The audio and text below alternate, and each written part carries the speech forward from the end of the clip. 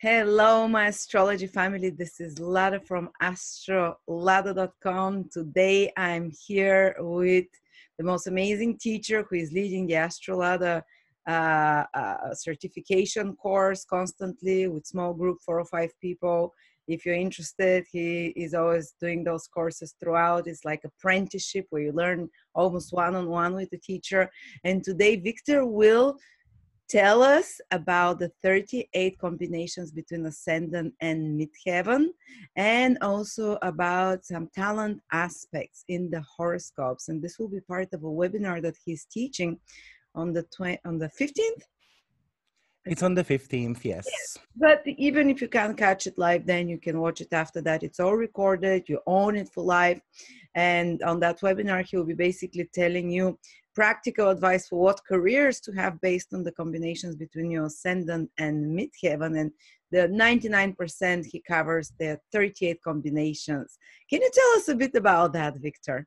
Why 38 combinations? There are only 38 combinations between the Ascendant sign and your Midheaven?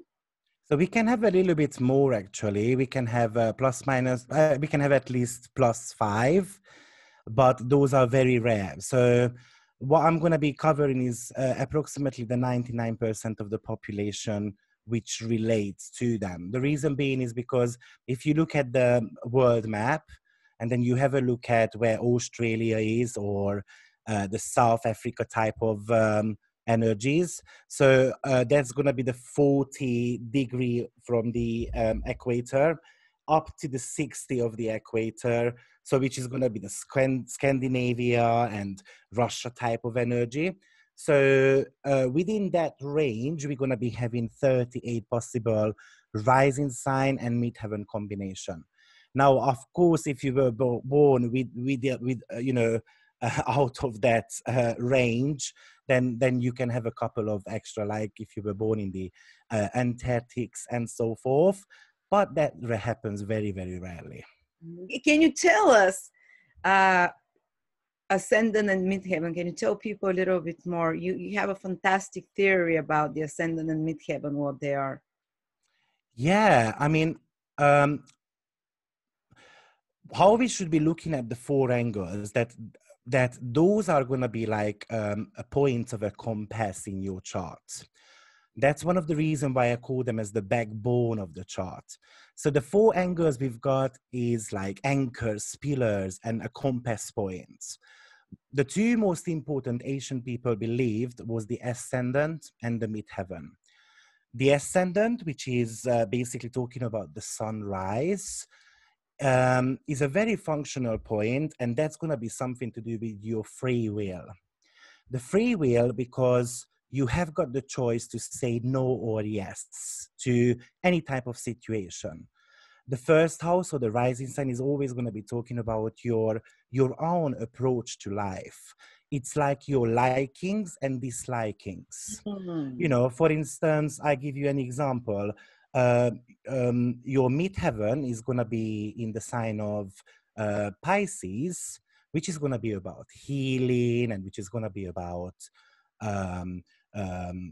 compassionate love, spreading love, even drinking, taking drugs, and so forth, working with drug addict people.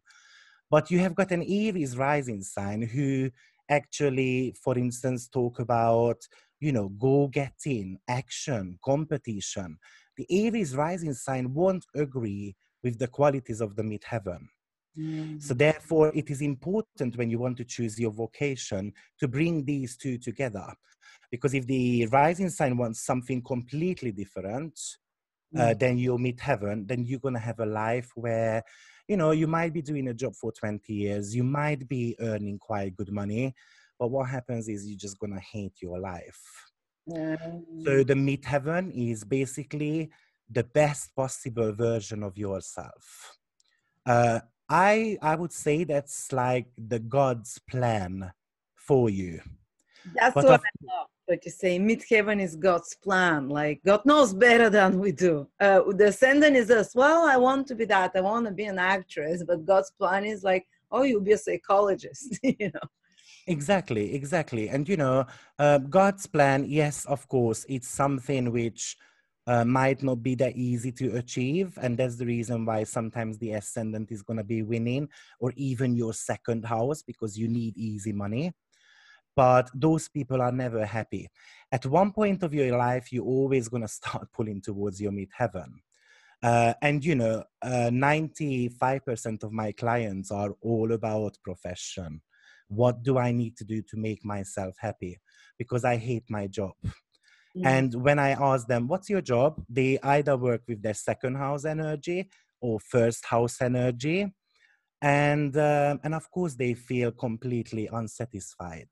But Now, the I'll give you another house is what example. I like. So why they think they'll probably like it, but it turns out that their soul or their higher self, which is the midheaven, really is craving for something else, while the physical side, the personality thinks, I want to be a model or whatever, or I want to, and they think they want that, but it turns out it's, or at least they're very comfortable with that because they think they're that, they think they can't do anything else, basically.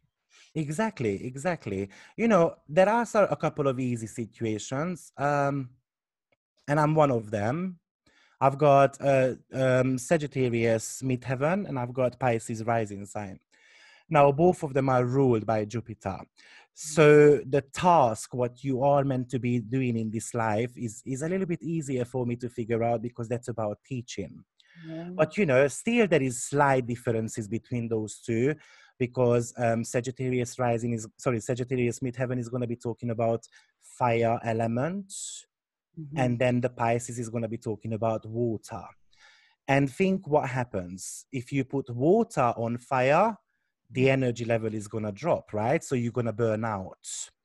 So for instance, I still need to pay attention to not working crazy hours, because the motivation level will drop, or the energy level will drop, and then Pisces get sick or become sleepy, and then they need to spend 10 hours in the bed to recover. And to be honest, that's one of my backfall as well. Every month I've got a day when I need to switch off my phone and I need to switch off my laptop and then sleep 24 hours, and I'm recharged. So you have a fiery midheaven. I'll take on more projects. You're like one of the most prolific astrologers I know. You teach, you have many groups teaching, you have webinars. And I'm doing 2 courses at the same time myself. So I'm studying family constellation. And by the way, I just finished, I haven't even told you yet, but I just finished a 90 pages of book on some numerology and astrology combination. It's a completely new theory, which is going to be talking about karmic experiences. So I'm very excited about that. But anyway, so so the fiery energy on the midheaven is, taking on plenty of projects. But Pisces wants to recharge, wants holidays, wants spa weekends, and so forth.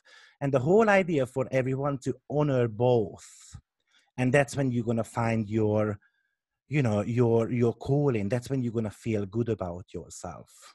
Wow. Well said. Can you give me a couple of very difficult example, or one example that's really clashes according to you that you've seen with clients? Well, for instance, if you approach the elements to start with, then we've got 4 elements, right? We're going to have the air, the water, the earth, the fire. All is going to be talking about a little bit different sectors of jobs and so forth. So just to give you an example, fire is definitely going to be about passion and motivation and competition. I'm going to need to, I'm going to have to win something, because it's a speed, self-promoting energy. It's all about having a glory on top of my head, right? Earth is going to be about stability, security, probably self-worth and money as well. But Earth is always going to need tangible results. And when it comes to air, basically the whole idea here is to be able to talk to people, to become humanitarian, spreading knowledge as well as gaining knowledge. So I cannot imagine an air midheaven, for instance, sitting behind the desks. Mm. because definitely they are all about buzzing and talking, interacting with others. And air talks about variety as well. And then, of course, we've got the water element, which is going to be talking about making bonds with other people. Now, the compatible ones here is going to be the fire and the air. Um, so any type of air rising, for instance, or a fire, midheaven is very, very compatible, or same with the earth and the water. Why? Because all fire and air elements are masculine energies. So Mhm. those are definitely going to be talking about, you know, go getting, achieving something. And the earth and the water are all female energies. So that's all about, you know, the cuddles, the humanitarian part. Let's call it like a HR type of energy. Like Now, what? when you bring, pardon? Like what type of energy? Like a HR, you know, human resources who continuously work with people together. Mhm. So now, if you start combining them, and then let's say you've got the fire is going to be connecting to earth, basically just think about what's going to happen there. If you try to burn the earth, the ground, it's going to go black, and then Mhm. it's not going to be able to absorb the water anymore, and then it goes carbon monoxide. Think about what happens with a tree. And then if you put earth onto the fire, then the fire is going to get put out. So those are the harder ones. So to give you an example, for instance, you have got a Taurus going on your midheaven cusp. Mhm. And what is Taurus going to be about? It's going to be about, so the Taurus on the midheaven cusp is going to be giving you a general characteristics of your midheaven. Basically, the sign is going to be telling you what tools you've got in your own hands. The element is going to be talking about the motivation part, and the modality is going to be the style and the approach. But anyway, so let's suppose you've got a Taurus on the midheaven, and then you've got a Cancer rising sign for it. Now we've got a cardinal water, and then we've got a fixed earth. Nothing in common. Nothing in common between elements and modalities. So it could be a little bit of a challenge. And what we need to figure out is what is common in those two. You know, Cancer likes nurturing, for instance. Taurus likes holding on to things, collecting things. Taurus is all about storage. So Cancer, for instance, rules the stomach. Taurus likes food. So maybe one of the possibilities of that combo is going to be talking about becoming a master chef or becoming a cake decorator. Because think about Taurus, which is a very creative energy, all about artistic type of nature. So they need something which is going to be looking beautiful as well. Mhm. So, but if you've got a Taurus midheaven, you're going to have three possible rising sign. One of them is Cancer, the other one is Leo or Virgo. So the keyword is definitely building something tangible, maintaining the value system what you have got, and you're gonna have to be strongly attached to your principles. And Cancer has got principles. It's all about nurturing and caring for others. And a tangible result for Cancer is probably gonna be something to do with um, um, being able to raise a child who has made something great, Mm. right? Mm. So, or yeah, so for instance, with midheaven in Taurus, ascendant in Cancer, I would say possible jobs could be chef, pastry chef, something to do with cake decorating, gardening, agriculture, but it could be also something maybe a little bit of an interior design as well. Because Mm. Cancer rules properties. Yeah. Taurus is all about beauty, harmony, with the Venusian energy there. So those jobs can be quite possibly good for them. Of course, you're going to have a look at where the rulers are. So the rulers need to agree with that as well. So it's a little bit more complex than that, but putting the keywords together, at least you've got an idea about the motivation behind God's plan, and of course about the free will, what you are having.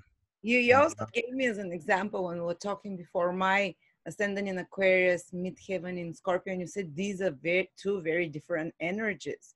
So when they're so different, like signs, it's a bit harder till you discover your right thing, isn't it? It's or maybe it doesn't necessarily mean it comes later in age for you, but you're resisting it more because your ascendant is so different than your midheaven. And as I've always said, I was forced into astrology. I loved it, but I was forced into to this mission. And I have Uranus on the midheaven there, so it's kind of, you know.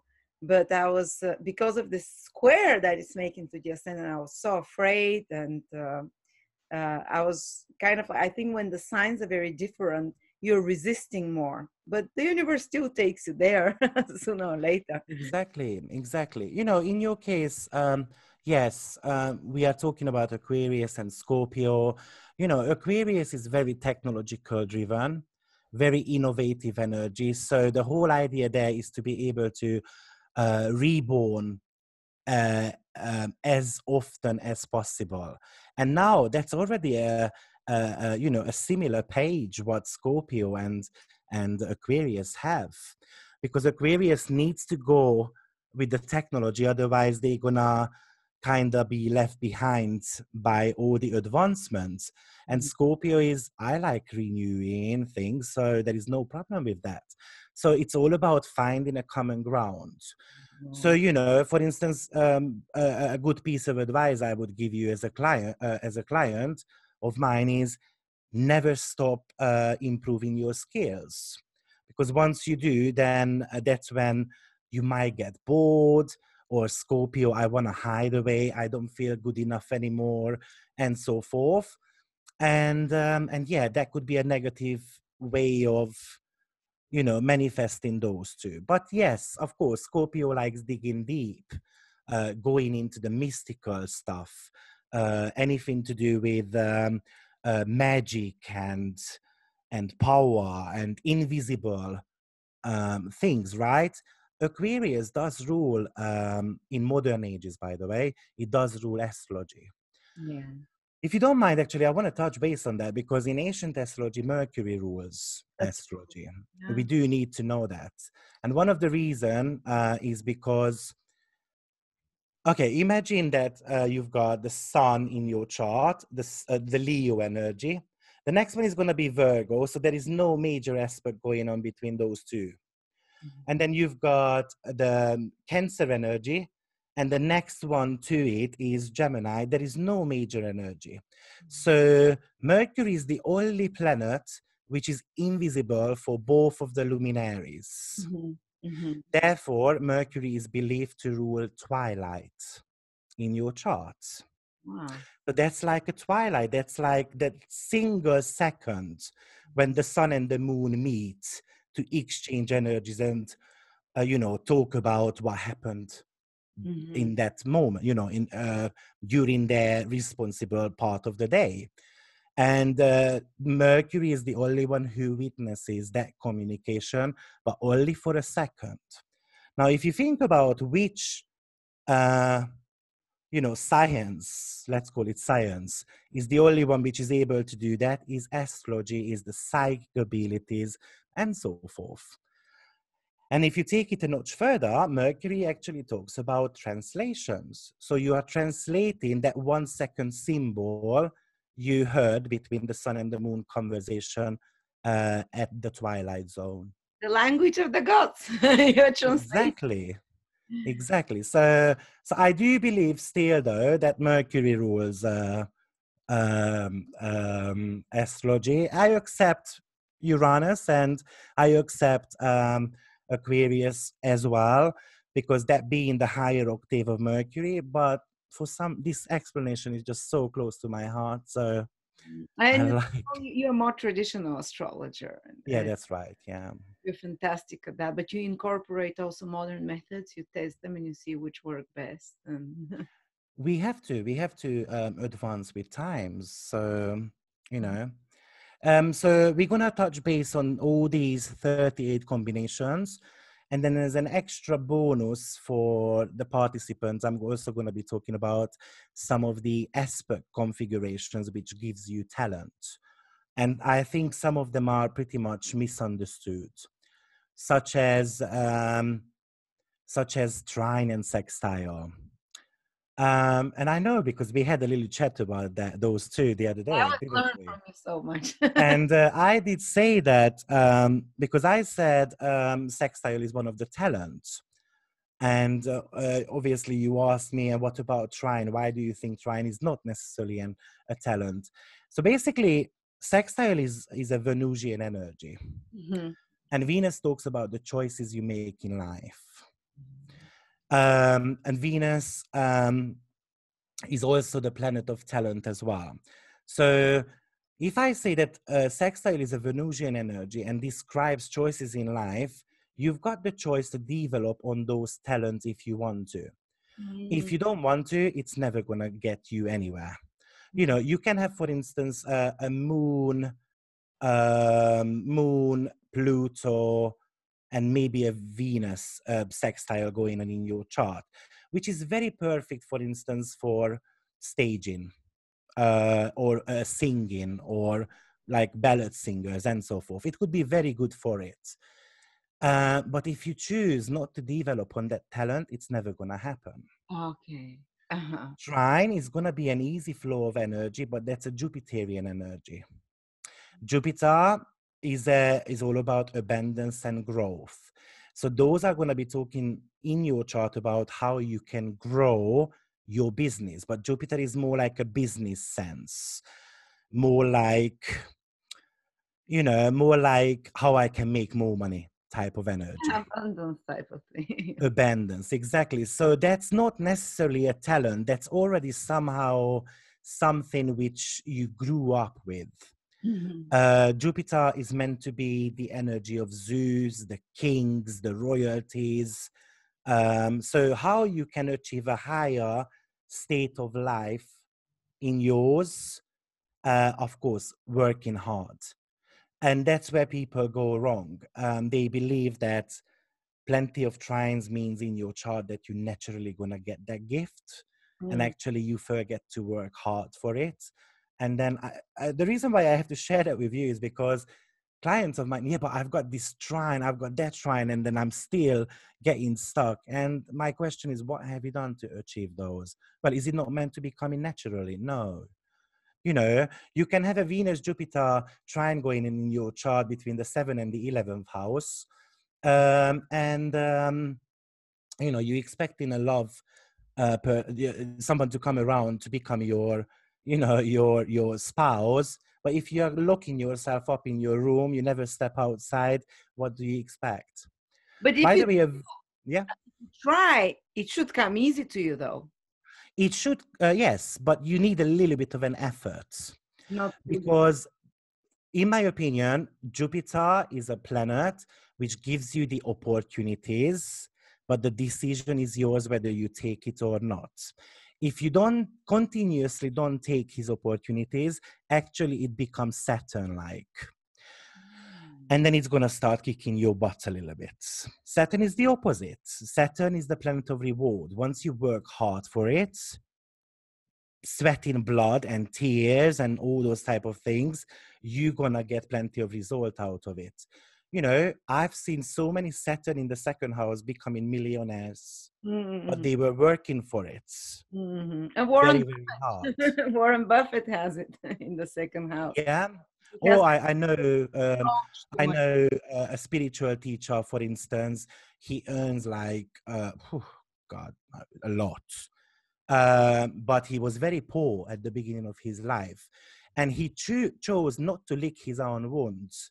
He chose to work hard and then turn it around. And that's exactly the talent aspect, which I'm going to teach in the class will be about. So we're going to touch base on quintile, which is a talent 72-degree aspect. Okay, so you're traditional astrology, but you use those aspects, quintile and Yes. Oh, I can explain why. Because okay, so astrology really started developing. I don't exactly know how to pronounce it, but when the mathematician Pythagoras, yeah, came up with his thesis. Mm-hmm. And that's when the aspects started developing as well. So if you divide 360 by 1, you're going to get 360. Which we can call this time around as conjunction because it means that the two planets are close to each other. If you divide it by 2, that's 180. So that's going to be the opposition. If you divide it by 3, 120. So that's going to be the trine. By dividing by 4, that's going to be the square, which is 90 degree. If you divide it by 5, that's going to be 72. So ancient people believed at the beginning that every single every single so if I divide the 360, which is a circle, by a number, and I get a round number, that's going to be a main aspect. Mm-hmm. Because if you carry on 360 divided by 7, that's going to be 51.75, and that's called septile. But that's not a round number. Mm-hmm. But then what's common between the major aspects that every single of them ends on 0? Mm-hmm. And the 0 talks about that it's like never-ending circle, right?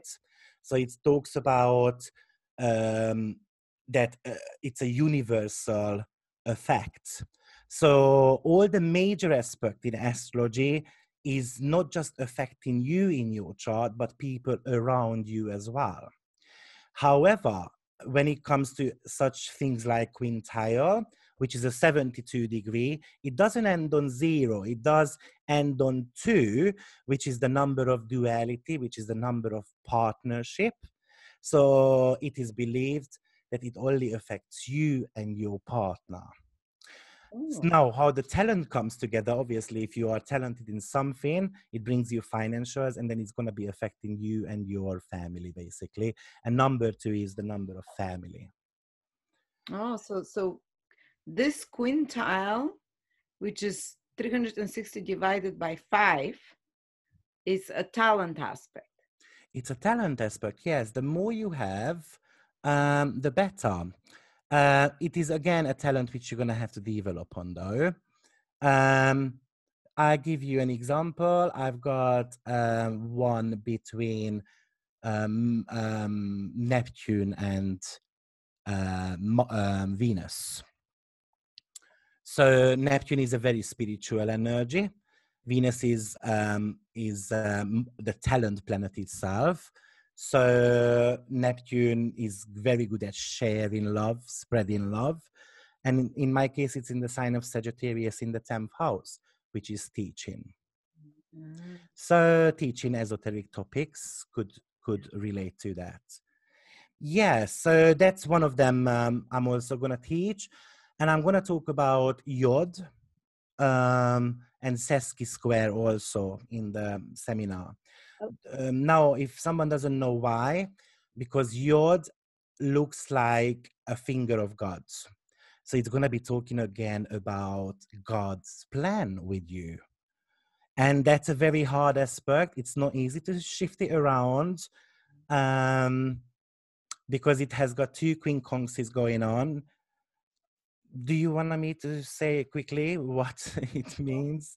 So the quincunx is having completely different modality, polarity, and elements. Yeah, nothing in common. Nothing in common. So, and in conjunctions or quincunxes are talking about psychological traumas and childhood traumas in your life. Oh, wow. And those are blockages you created, which you have to overcome. And the third planet It looks like a witch hat, by the way. It looks like that. And we've got two planets at the bottom, which is going to be sextile in each other. And the sextile, we already said, it's a talent. Uh-huh. So if I discover that talent and then I bring that together with God's plan, then we're talking about a fortune point, because it's a witch hat. So it means that you do some magic, and then you are able to attract abundance, wealth, positive energies into your life. But this is something which is very, very hard. Recently, there was plenty of crying in one of my class because of Yods. Was it Yes, all because it, traumatized? Traumatized from childhood and exactly, yes. So for instance, if you've got a sun Yods, sun is taking part in a King Kongs, you were just not accepted by your father. Very easy. The trauma is definitely coming from the father. queens, I can't even pronounce it because they have In conjunction. like they don't see each other. Like the father did not see you if it's the son. Yeah, Or exactly. it's also, I imagine it like you compartmentalize, you lock it away and you don't have access to it as well. Because something happened to you, you can't understand it. There is no aspect, kind of no the same modality or sign or to connect these planets in the quincunx. So I think it's something like you lock. Yeah, it is also called as a shackle aspect. Oh, wow. Yeah, so you've got a shackle around your ankle, basically. So something is holding you back. Yeah, so it's like yeah, it's something which is holding you back from your own happiness, basically. So yeah, it's a very hard one. And then the other one I'm going to be talking about is going to be the Sesky Square, because that talks about continuous failures, what you have been doing for lifetimes. How many And degrees is the Sesky square? Can you tell? 135. Okay, 130. And that's going to be something you came back to fix, because you denied your callings for a very, very long time. Very shortly, that's what Sesky Square is going to be talking about. Oh, wow. So So it's I think something it's that going to be, you've been working on for many lives, but you've been failing at, or you've been not doing. yeah. You know, imagine this as being at a school, and then you have to repeat the same subject all the time. That's what Sesky Square is going to be talking about. Um, And in this life, what do you solve it? Do you manage with the Sesky you are meant to be solved, yeah. 360-degree, right? A circle. If I divide it by 135, you are going to be getting 2.66.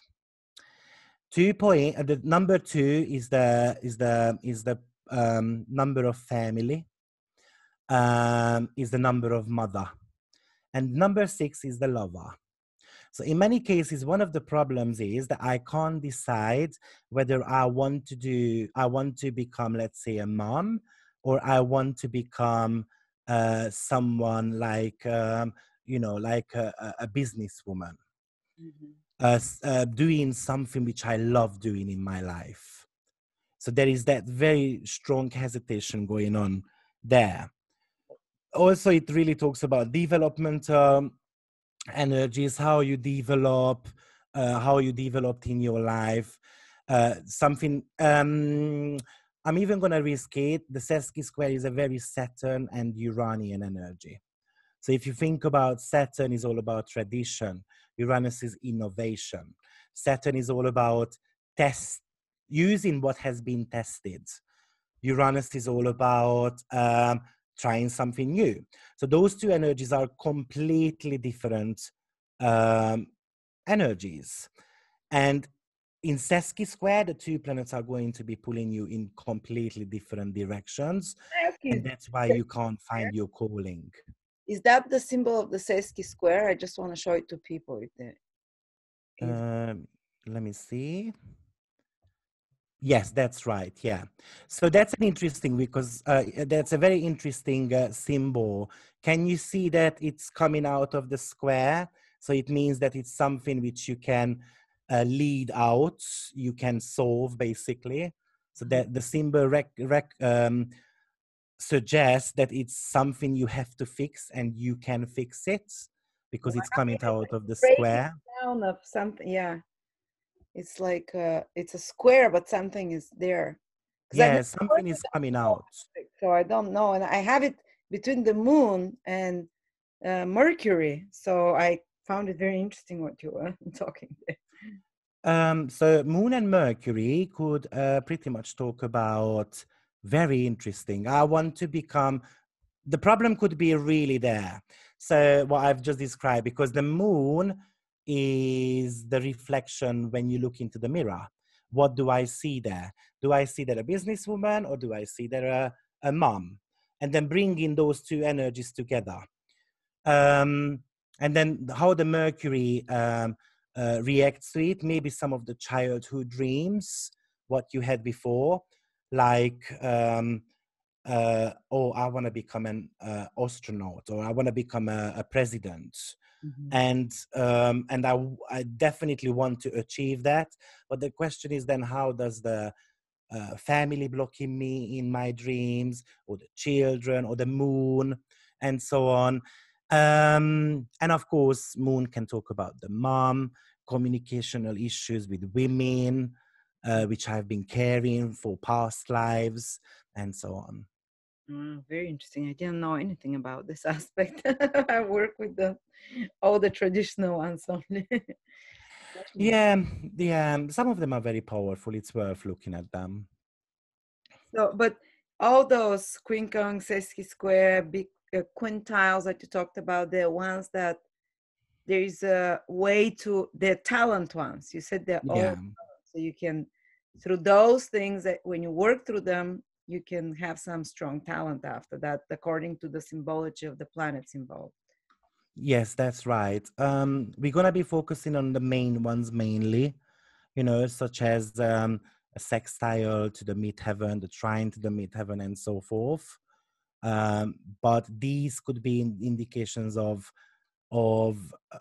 your true calling, why you came on this, why did you come in this incarnation, what do you need to fix in this You mean the lifetime. sesqui-squares and That's right, yeah. it almost seems like those the traditional 5 aspects, square, conjunction, opposition, like they're set in stone. There is very little you can do about it. Well, those sesqui-square and all the others, it's like you can work on them more. That's right, yeah. Just a second, sorry. Of course, my laptop wants to die. Yes. We can also say that the major aspects are your inner motivation, and the minor aspects are the forced ones, the ones which you don't necessarily want to deal with, but karmically speaking, you are given as an extra task to solve. Yes, if that makes sense. Thank you. This is so interesting. I've learned so much in 40, 30, 40, 50 minutes that we've been talking about the combinations between midheavens and ascendants and the aspects I've never worked with before. Thank you so much. It was a lecture in itself. Oh, thank you. It's always fascinating to talk to you. You're one of the best teachers I know. I'm so proud that you lead the apprenticeships. I'm so grateful that God connected us. You're born to be a teacher with all the Sagittarius and Pisces energy, and you love it, obviously, and your students love you, and they cry in your classes. Sometimes it's good. Thank you very much. I'm looking forward to that class, Victor, again, and to your new videos. And if you'd like to join the apprenticeships with Victor, he keeps on teaching. And then we're having, and you can become a student, or you can work with us after that, if you're at the level that we work with. It's like you take a test, and yeah, so you can, Victor is the door to your career in astrology if you're interested. It's our future, hopefully. Thank you so much, Victor. Have a great Thank you very much. Thank you, everyone. I hope to see you soon. Bye-bye.